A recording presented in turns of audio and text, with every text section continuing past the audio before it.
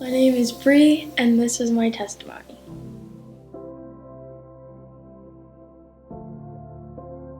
A lot of my memories are pretty vague, like I can't remember if they're a dream or real.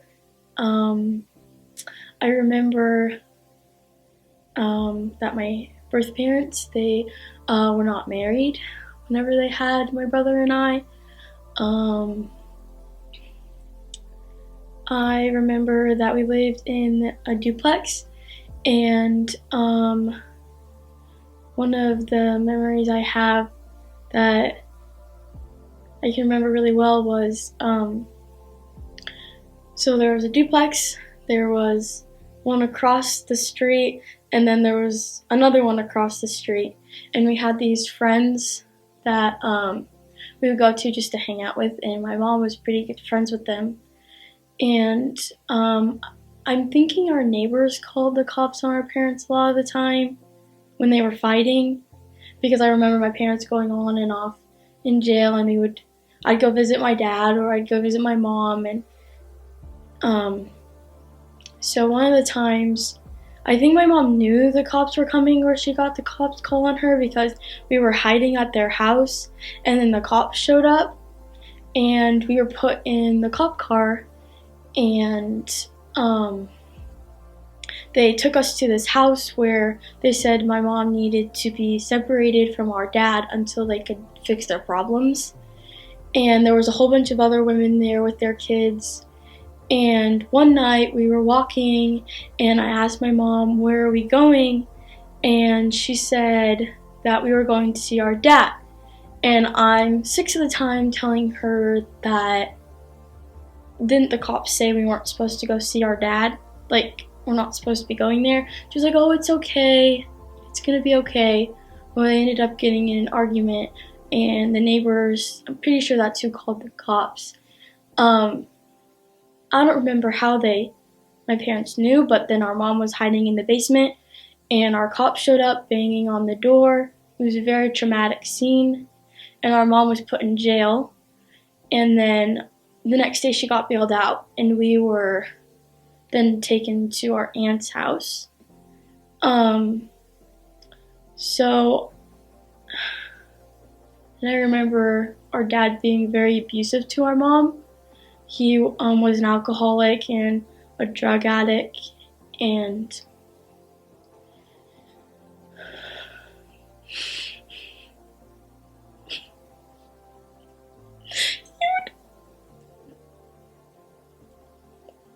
he would get very angry and hurt our mom. He never hurt us, but he would hurt our mom. And some of the other memories I have are that our dad and our mom, we went to this house one time. They told us that we were just going on a road trip, and we were going, now that I'm older, I realized that we were going so that they could buy drugs. So we went to this house, and the parents were just talking, and Blaine and I were outside playing with the kids, and then they said it was time to go. And my parents, they had these bags, and we got in the car, and the people in the house were getting very angry and like slamming on the car door, and we like sped off. So a lot of the memories I have are just not good ones. After that big traumatic scene that I said when my mom was put in jail, and then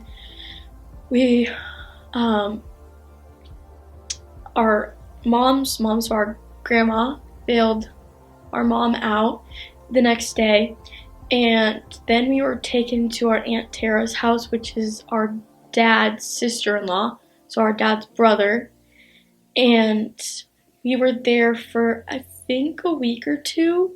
This is when I was 6 and a half, and Blaine was a year and a half. We were taken to their house and lived there for a week, but our aunt had our cousins. They were like 4 and then a year, so it was just a lot for her to handle at the time. and she has a lot of regrets from that, but I think God knew that we needed to be put into foster care. And I don't remember exactly how we were put in the home, but I do know that there weren't very many foster homes, and this was like the only availability. Our foster parents lived in Bueller, and our foster worker, I guess, took us there one night, and I just remember like having no idea where I was and why I was there. And she just said like, oh, this is your home, you're gonna live here for a while, you know, you'll still get to see your parents, but this is just gonna be your home for a little bit. They're really nice people. And I was really scared to go to sleep that night, and so she like put Blaine and I in the same room, but then after a while she wanted us to be in separate rooms, and every single night she would like lay on the floor until I fell asleep just to make sure that I felt comforted. It was really sweet. But yeah, I got used to it after a while. They were really nice people, and I started going to school, because that was another thing I remember was when I lived with my birth parents, I didn't really go to school because they wouldn't take me. I don't really know why. It wasn't a priority, I guess. But I started going to school. She would make me do my homework, and we went to church every Wednesday, every Sunday, anytime the doors were open, like we were at church. When I did live with my birth parents, we would only go to church on like Easter and Christmas. Those were the only times we went to church. I didn't really know who God was. I just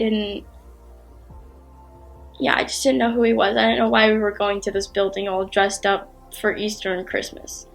And then, as I said, like every Wednesday and every Sunday when the church building was open, we were at church. And so every Wednesday night we would go to church, and they have like all the kids stuff going on downstairs. And I was in class, and the guy was talking about Jesus dying on the cross for our sins and having a relationship with him. And I just felt like I wanted that. I wanted to be forgiven of my sins, and I wanted to have a real relationship with him. And so I went home and I told our foster mom, Dixie, that I wanted to have a relationship with Jesus, and I wanted to be forgiven, but I didn't know how to do it. And so we had been going through the Jesus Storybook Bible, and so it was right after we had read, I don't really remember which story it was, but we had finished reading and we had finished praying, and I told her what I had learned and that I wanted to have a relationship with Jesus and I wanted to be forgiven. And so she helped me. And I just remember the next day going to school telling all my friends, like, I have a relationship with Jesus now, like, I've been forgiven. And then they were like, what? So I had a chance to tell them, and I had a chance to tell my second grade teacher, and he was a believer, so he was very happy that I was going around telling all these kids. I was in foster care for 2.5 years, I believe. And our foster mom and her daughter-in-law would go to Wichita for a Bible study. And so I was at school at the time, and so they would go to the park after every time they would do their Bible study. And it was the park in Andover that they were at, and there were no bathrooms. And my mom now, my adopted mom, she's just my mom now, but she had Gus and Jude. Well, she had just had Gus, and she needed to go to the bathroom really bad, and she didn't want to bring Gus into the porta potty. So she asked this lady, my foster mom, and her daughter-in-law to hold Gus. And they were like, what, that's crazy, but they held him. And after she went to the bathroom and got back, she started talking to our foster mom and found out that she was fostering me and Blaine and I. And they started talking, and our mom went home and said, like, hey babe, I found our children in the park. And he was like, what? That's crazy. And then she also told her foster worker, because our mom and our dad had just went through the process to become foster parents, and they had 2 bunk beds like ready. And so whenever our foster mom and Blaine were getting into the car to leave, like, she had gotten her number or whatever, and Blaine accidentally, I guess whenever we got home, Blaine accidentally called Tiffany and said, well, like, she like put it up on the fridge and said, like, you could just hear muffling in the sound in the background or whatever. And then she found out, like, I guess our foster mom was like, oh, sorry, I didn't mean to call you. And then Tiffany has her number and got a hold of her and was like, hey, you're the lady from the park. And so they got a hold of each other, and then they started doing respite for us. And the first time, I had been in respite homes multiple times because our foster parents would go on trips and they needed, places for us to stay. And so I knew what that kind of thing would look like. And so she just said, hey, we're going to, I don't remember where, I think they had like some weekend thing that they were going to. And so this was over Halloween. And so we have our costumes and we get in the car and we're going. And in my head, I'm like wondering what these people are going to look like. And I know it's going to sound silly, but I thought Tiffany would have blonde hair, and I don't even remember what I thought our dad would look like, but I just remember going there, and I was in a blue sweater and our mom was in a blue sweater. So it was kind of funny. So we went trick-or-treating with them, and I think it was that time or another time, because we started going there continually for respite because they just wanted, and I loved being there. I loved Gus, little baby Gus, and Jude, and I was very like mama bear towards Blaine, and seeing Blaine with Jude, it was just really cute.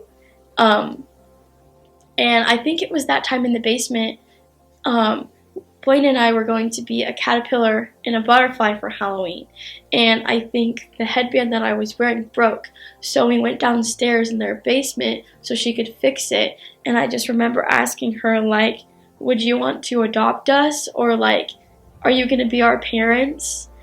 And then it's just crazy how it all worked out. And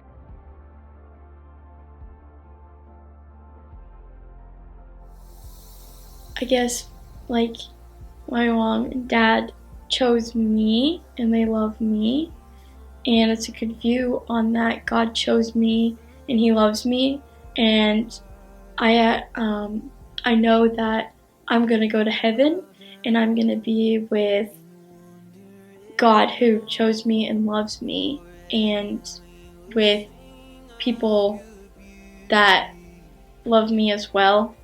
I guess what I'm trying to say. Yeah, I guess me getting adopted, I think it's helped me to understand a little bit better that, God didn't just choose me because, I have black hair or whatever, brown hair. He chose me because He wants to have a relationship with me, and He loves me. And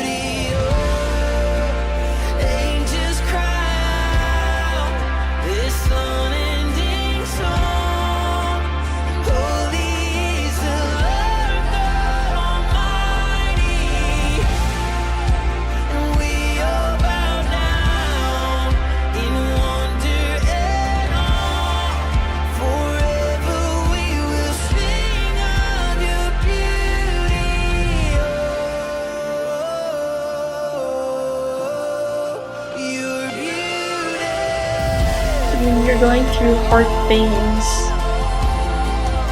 He's there.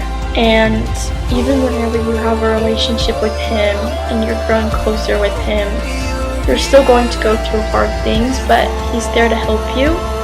He's there to guide you. He's given you his word to help you. And I think that if I didn't go through those things, I wouldn't be here right now. And who knows if I would even have a relationship with him. It's kind of scary to think about, but I don't know. He's there and he loves you. And no matter what you do, mess up wise, he loves you and he will forgive you.